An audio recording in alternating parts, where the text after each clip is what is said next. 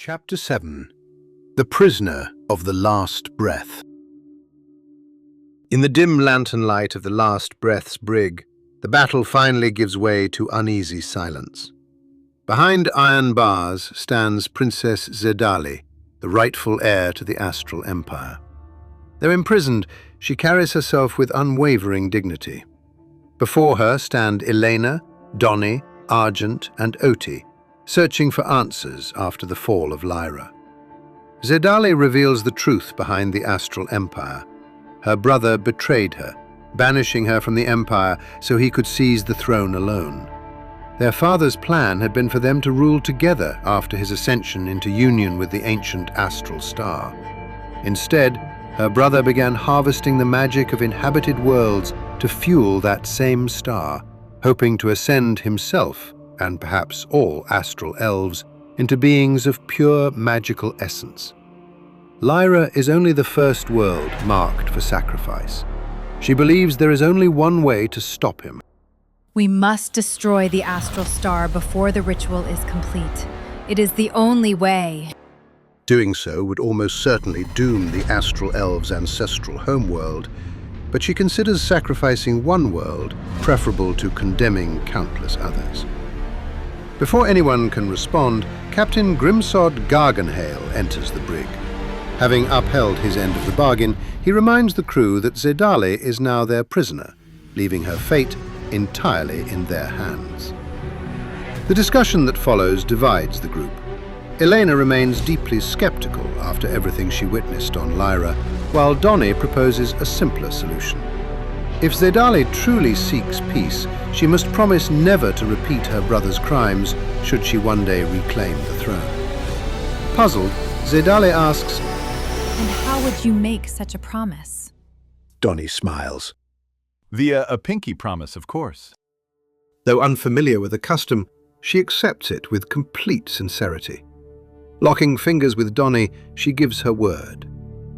Satisfied, for now, Argent unlocks the cell, and Elena reluctantly allows the princess to travel aboard the Moondancer under the crew's watch.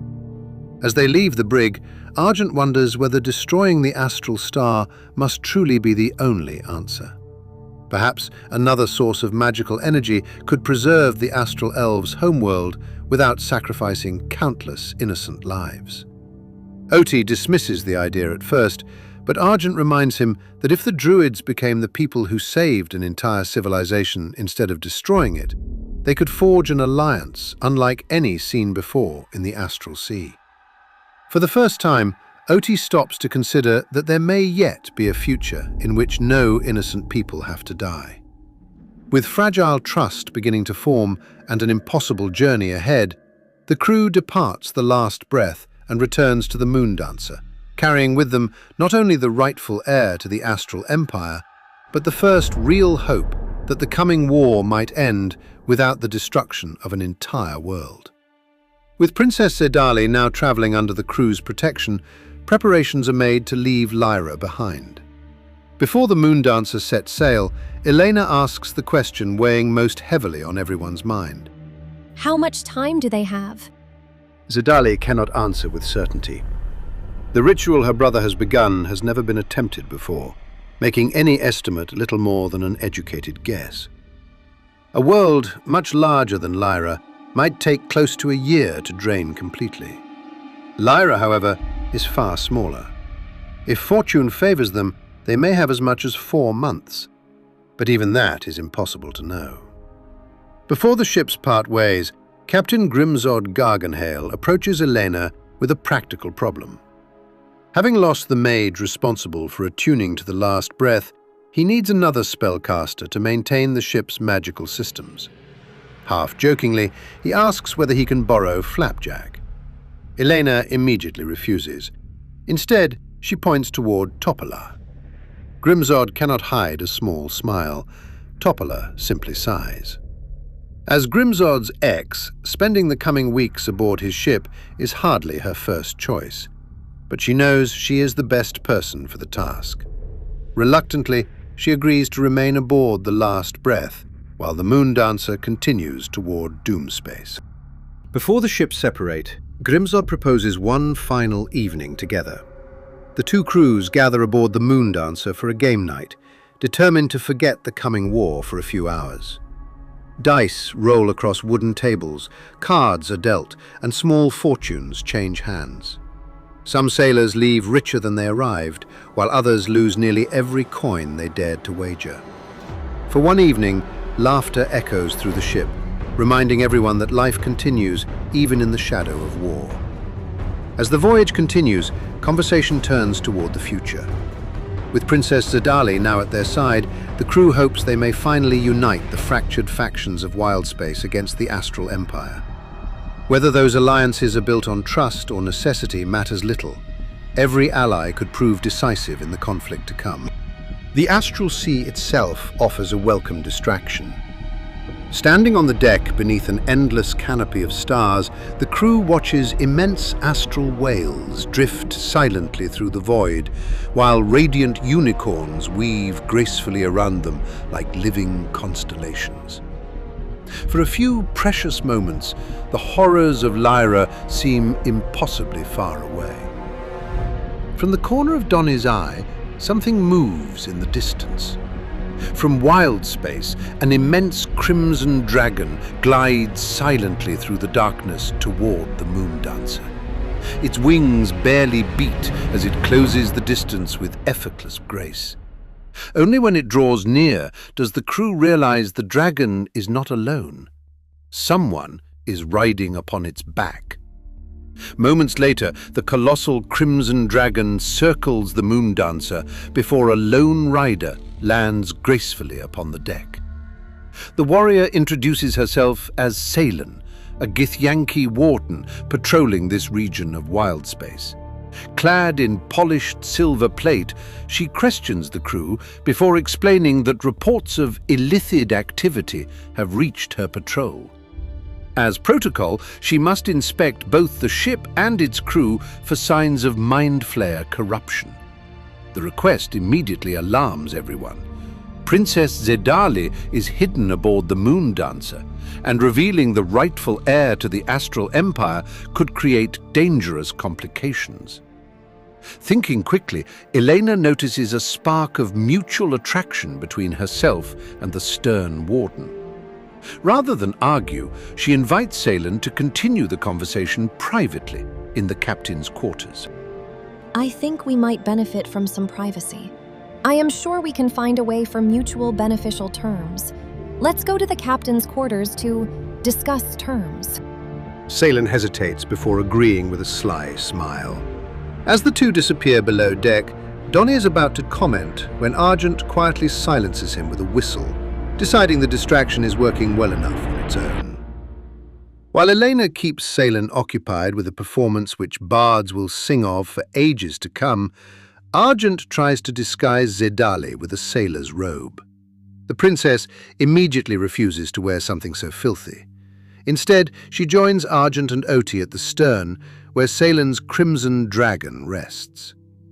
Placing a gentle hand upon its scales, Zedali calms the great beast almost instantly, revealing an ancient connection between the astral elves and the dragons of Wildspace. By morning, Salen agrees to escort the Moondancer safely to the edge of Doomspace before returning to her patrol. The journey remains peaceful until the alarm bells ring. A massive nautiloid emerges from the darkness, bearing directly toward the two spelljammers. Knowing the last breath is still packed with volatile alchemist's fire, Elena orders the Moondancer to shield Captain Grimsod Garganhale's ship and take the first broadside. Cannons answer the enemy fire as the two vessels collide. Salen launches herself onto the nautiloid atop her dragon, while Elena commands the defense of the Moondancer. Donnie and Oti prepare for boarding, while Argent rushes Princess Zedali below deck. Another volley strikes before they reach safety, throwing Argent violently to the floor, though Zedali escapes unharmed. The nautiloid unleashes its horrors.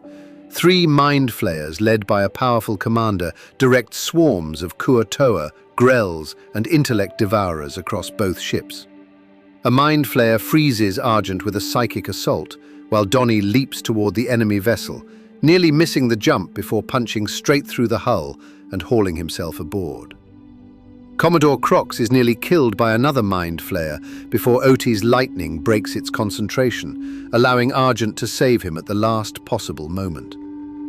The battle reaches its darkest hour when the commander seizes control of Ceylan's Crimson Dragon. Forced against its own allies, the dragon's fire leaves Argent and Crox gravely wounded. Elena struggles against a Grell until Bobby crashes into the creature, freeing her, while Donnie and Ceylan desperately fight toward the commander. At the battle's darkest moment, Princess Zidali steps forward. Enough! For the first time, the crew witnesses the true power of an astral princess. Her voice echoes across the astral sea as an immense void dragon answers her call, a creature of living starlight and endless darkness. Its arrival shatters the commander's concentration. Donnie and the Crimson Dragon are freed from psychic control, and the tide of battle changes instantly. Argent races across the Crimson Dragon's back like a living bridge onto the enemy ship, clearing a path with precise revolver fire and destroying an intellect devourer moments before it reaches Donnie. Above them, the Void Dragon obliterates the Mind Flayer commander, while Ceylan, Elena, Oti and Donnie overwhelm the remaining enemy forces. Ordered to help aboard the Nautiloid, Bobby enthusiastically attempts the jump, only to miss completely and plummet into open space. At Elena's exasperated shout, Ceylan simply rolls her eyes and has her dragon retrieve the bewildered ogre before dropping him onto the enemy deck to continue fighting. With the Mind Flayers slain, the surviving Kuo-toa throw down their weapons. Argent immediately orders everyone to stop, but Ceylan's hatred of the Illithids runs too deep. She continues executing the prisoners, while Donnie, still consumed by battle rage, follows her lead. Realizing there is no way to save the creature from the chaos around him, Argent quietly raises his revolver. I'm sorry.